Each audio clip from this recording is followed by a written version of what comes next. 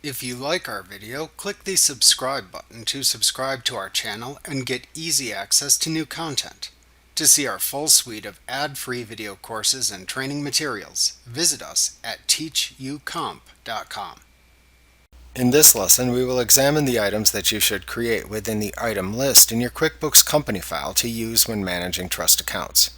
Please review the lesson titled Setting Up Inventory in Chapter 5 and the lesson titled Service Items in Chapter 6 if you need assistance in creating reimbursable items. The items created will be double-sided items, like the ones created in Lesson 29.7, Creating Billing Line Items, within this tutorial. First, you should set up double-sided service type items for any expenses that are provided and paid for by the law firm and then later reimbursed by the client, like photocopying charges or postage. You can then use these items to collect reimbursement to the law firm from your client's trust account. When creating these items, set the expense account field within the purchase information side of the item to the client trust liabilities account that you created in the last lesson. You can then set the income account field within the sales description side of the item to the appropriate expense account. Once you have created these items, you can then use them within the Enter Bills window to record expenses as you provide services or incur the costs for the client. Note that you should fill in the customer job field for the line items when used in a bill to record the client and matter to which the recorded expense should apply.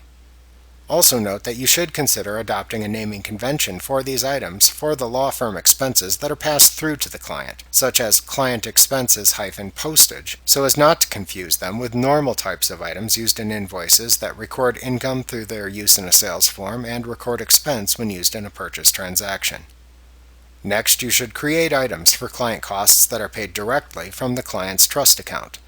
For example, if you use a client credit card account to pay for client expenses, you could then choose to have the client's trust account pay for the credit card bill when it arrives. To set up items that represent these types of expenses, you must create a double-sided service item. You can then set the account fields within both the purchase information and sales information sections to the client trust liabilities account.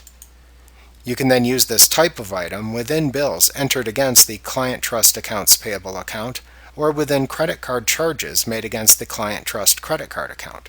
Once again, a separate naming convention with these types of items can be useful when creating them within the item list.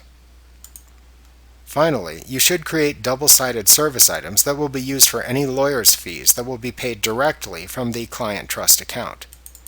As with the items that you just created, the account shown in both the purchase information and the sales information side of this item should be set to the client trust liabilities account, and you should also consider a naming convention for these items, such as fees paid from trust as well. When you enter this item into a bill, the item transfers the listed amount into the client trust accounts payable account.